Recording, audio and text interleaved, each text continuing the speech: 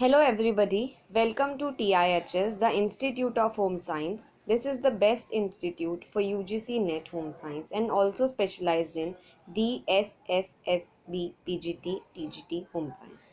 As we know, Home Science is very extensive subject. It has 5 branches. In TIHS, you will get the expertise in their subjects who are well qualified and experienced in their respective subject. So it is a complete package for you to achieve what you want. For more information, you can contact us on the given number.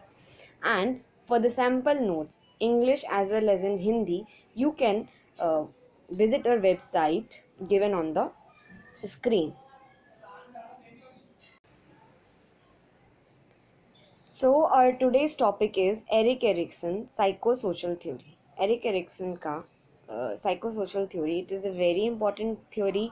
चाहे फिर वो UGC net के according देखें हम या TGT PGT के according देखें, हमेशा एरिक्सन की थियोरी से 3 से 4 क्वेश्चंस हमेशा आते हैं.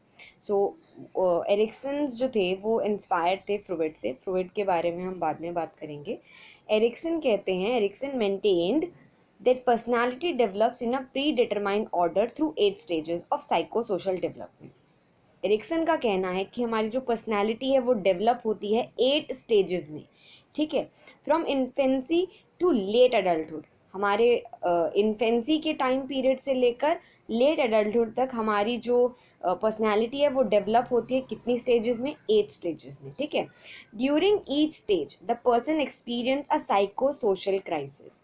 हर एक स्टेज पर जो इंसान है वो एक ऐसा क्राइसिस, एक ऐसी सिचुएशन फेस करता है जिसको अगर वो पार कर जाता है, अगर उसको उससे अच्छा आउटकम मिलता है तो उसकी पर्सनैलिटी भी अच्छी होती है, पॉजिटिव होती है. लेकिन अगर उस एक्सपीरियंस में, उस क्राइसिस में, उस सिचुएशन में उसे एक नेगेटिव आउटकम मिलता है तो उसकी पर्सनैलिटी पर नेगेटिव प्रभाव पड़ता है और उसकी जो पर्सनैलिटी होती है वो भी नेगेटिव निकल कर आती है. ठीक है, सो अब हम आगे पढ़ते हैं कि क्या क्या स्टेजेस हैं एरिक एरिक्सन की.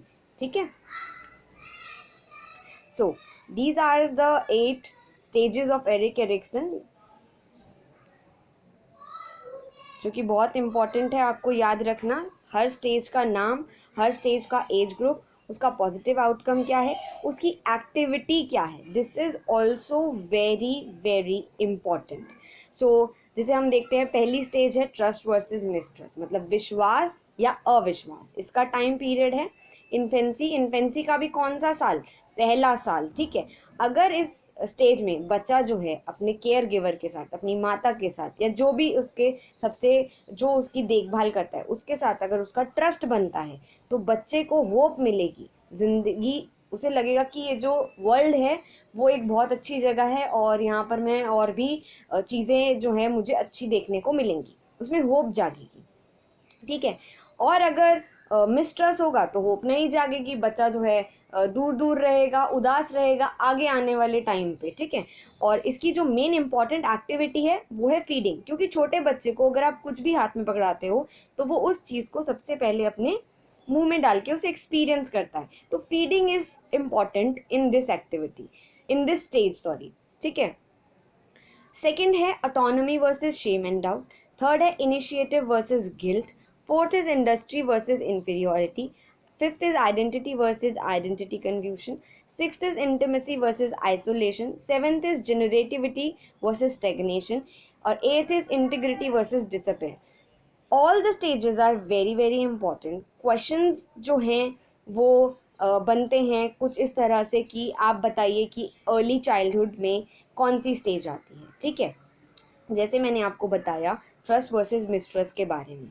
Autonomy versus shame and doubt का है एज ग्रुप इन्फेंसी, मतलब 1 से 3 साल तक का टाइम पीरियड है. इसकी जो इम्पॉर्टेंट एक्टिविटी है वो है टॉयलेट ट्रेनिंग. मतलब 1 से 3 साल का जो बच्चा है वो जो है वो टॉयलेट ट्रेनिंग सीखता है. 1 से 3 साल के टाइम पीरियड में वो टॉयलेट ट्रेन होने की कोशिश करता है. अगर हम जैसे ऑटोनॉमी का क्या मतलब होता है कि अपने आप से काम करना, अपने आप स्वराज्य अपने आप में लेना, और शेम एंड डाउट मतलब कि अपने आप से शर्म होना, अपने आप पे डाउट होना, इस तरह की अगर ये एक तरह का ये क्राइसिस है। अगर हम बच्चे को हेल्प करते हैं उसकी टॉयलेट ट्रेनिंग में, उसका मजाक नहीं उड़ाते हैं या उसको पॉजिटिवली उसको समझाते हैं, तो उसमें ऑटोनॉमी आएगी। लेकिन अगर हम ऑपोजिट करते हैं, हम अगर बच्चा गेस्ट के सामने अपना टॉयलेट नहीं रोक पा रहा है, हम उसका मजाक उड़ाते हैं, हम उसे डांट देते हैं, तो उसमें एक शेम और डाउट वाली जो फीलिंग है वो दब जाएगी। अगर उसमें ऑटोनॉमी आएगी तो उसमें उसका पॉजिटिव आउटकम क्या निकलेगा, विल निकलेगी, कि उसकी जो विल पावर है वो स्ट्रांग होगा। ठीक है ना। अगला है इनिशिएटिव वर्सेस गिल्ट। इनिशिएटिव का क्या मतलब होता है, इनिशिएटिव का मतलब होता है आगे बढ़कर अपनी तरफ से कोई काम करना। ठीक है। गिल्ट का मतलब क्या है कि आपने कुछ काम किया, उसका गलत नतीजा निकला, या आपको किसी ने कुछ गलत कह दिया, तो आपके मन में उसके लिए उस चीज के लिए गिल्ट रह गया। तो इसकी जो एज ग्रुप है वो है अर्ली चाइल्डहुड से 3 से 5 साल का बच्चा आएगा। ठीक है, 3 से 5 साल का बच्चा।